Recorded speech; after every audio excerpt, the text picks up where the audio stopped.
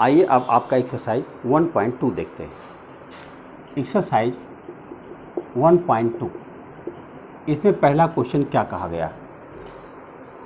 True false बताना है, सत्य असत्य। Every irrational number is a real number. हाँ, रियल नंबर। क्यों रियल नंबर? मतलब वास्तविक संख्या। वास्तविक संख्या किससे मिलकर बनती है बताओ? देखो, वास्तविक संख्या पहले जान लो कि जो वास्तविक संख्या होती है वो किससे मिलकर बनती है? परिमेय तथा अपरिमेय संख्याओं के समुच्चय को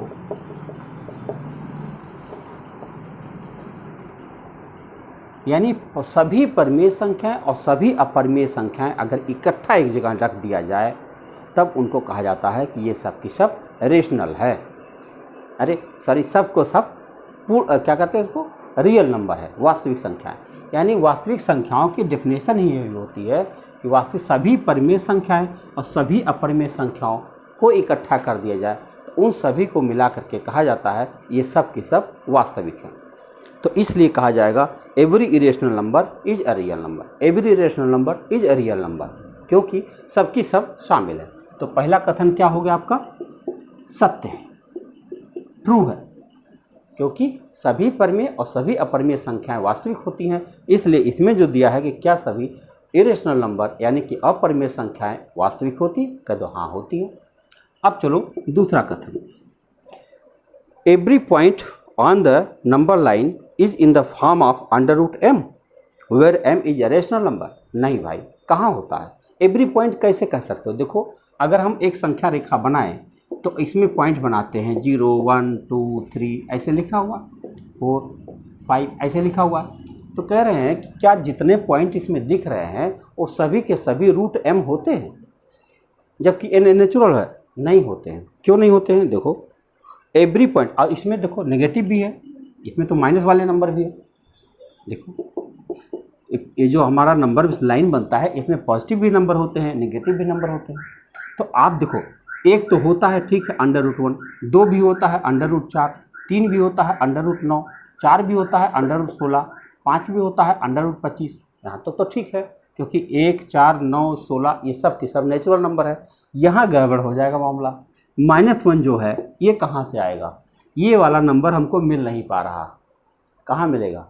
कौन सी संख्या है जिसका वर्गमूल -1 हो जाएगा? कौन सी संख्या है जिसका वर्गमूल -2 हो जाएगा? नहीं हो पाएगा। इसी को तो हम लोग अवास्तविक संख्या कहते हैं, नॉट रियल नंबर।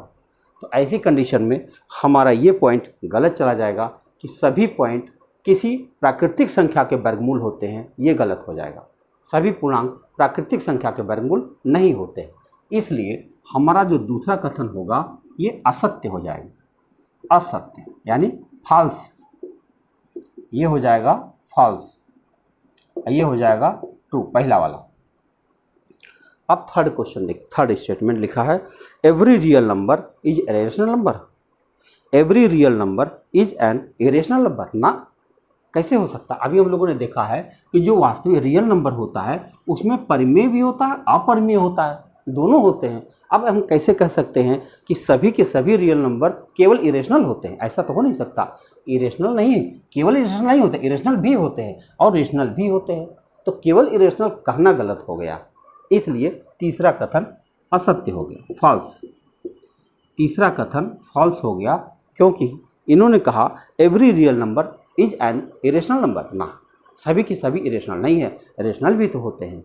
इसलिए आपका ये कथन ठीक नहीं। तो आपका पहला क्वेश्चन सही हो गया क्योंकि इसमें केवल सत्य असत्य बताना था। अब दूसरा क्वेश्चन देखते हैं। देखिए दूसरा क्वेश्चन में क्या दिया गया। लिखा था are the square root of all positive integer is irrational. Question है कि क्या स्क्वायर रूट ऑफ सभी पॉजिटिव संख्याओं का जो वर्गमूल होता है क्या इरेशनल सारे के सारे होते हैं? कहाँ, सारे के सारे तो नहीं इरेशनल होते हैं। मैं दिखाता हूँ, देखो देखो, √3 कह दो तब तो ये इरेशनल है, ये तो इरेशनल है यानी अपरिमेय है, इरेशनल है। लेकिन √4 जब हम कहते हैं ये तो रेशनल हो गया ना, हो गया कि नहीं हो गया? √4 का वर्गमूल तो 2 आता है, √9, √16 इनके तो सब के सब पर में आ रहे हैं। तो ये कह देना कि सभी वर्गमूल जितने भी होते हैं, सभी पॉजिटिव नंबर्स के जो वर्गमूल होते हैं सब के सब इरेशनल होते हैं, ये कहना गलत है। दरअसल उनके जो वर्गमूल होते हैं वो रेशनल भी होते हैं और इरेशनल भी होते हैं। ठीक, इसलिए ये कहना गलत हो गया। तो आपको कुछ बताना ही नहीं था। If not give an example of square root of a number that is rational में। देखो मैंने एग्जाम्पल दे दिया, √4 ये भी रेशनल है, √4 9 ये भी रेशनल है, √16 ये भी रेशनल है, लेकिन √3 ये इरेशनल है। देखो इरेशनल है, तो इसलिए दोनों एग्जाम्पल आपके पास हो गए। तो दूसरा क्वेश्चन भी यही करना था। तीसरा में लिखा है show that √5 can be represented on the number line. क्या √5 को हम नंबर लाइन पर दिखा सकते हैं? हाँ दिखा सकते हैं। हमने एक तरीका बताया था, उसी तरीक़े को फॉलो करते जाएंगे और दिख जाएगा। और दिखाते हैं कैसे। एक चार्ट पेपर ले लेंगे,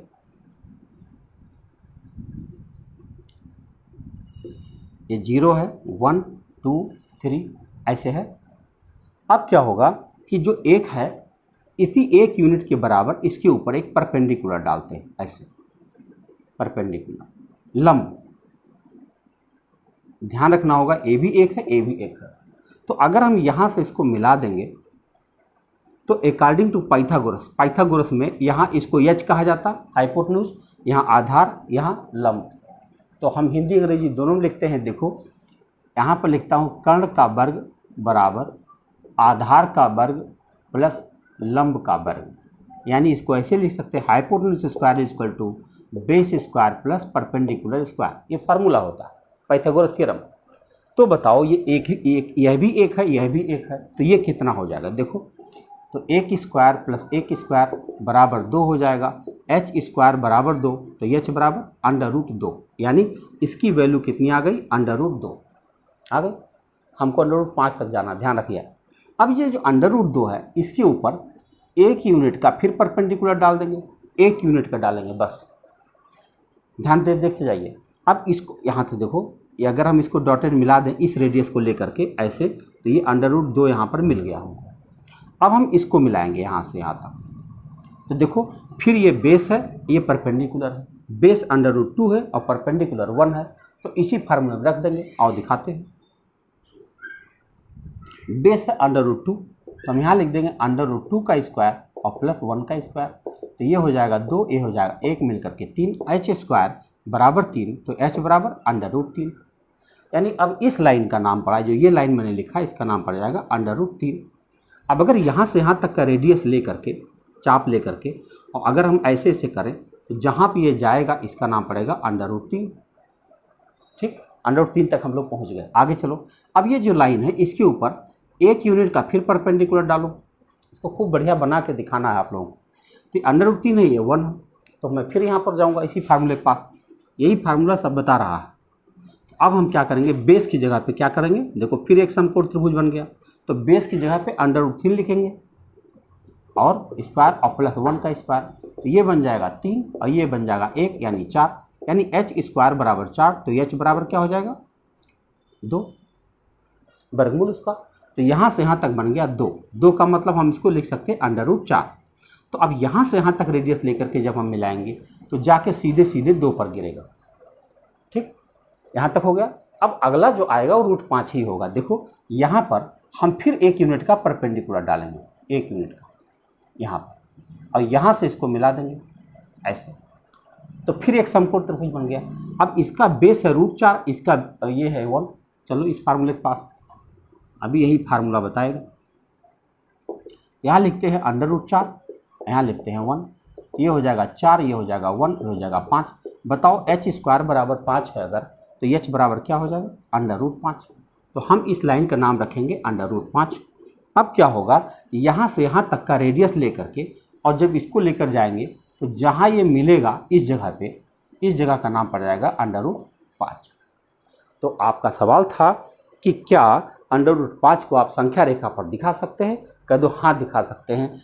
2 के बाद यहाँ पड़ता है √5, तो डायग्राम बना कर बनाएंगे, बहुत अच्छा लगेगा। तो ये आपका सवाल हो गया। चौथा क्वेश्चन है क्लासरूम एक्टिविटी। तो देखो इसी प्रकार का चित्र आपके इसमें दिख जाएगा। देखो दिख रहा है कि नहीं दिख रहा? नहीं दिख रहा? अरे मिल जा भाई। हाँ, तो इसी तरह का डायग्राम बनता चला जाएगा। आपका एक्सरसाइज 1.2 खत्म होता है। ठीक है।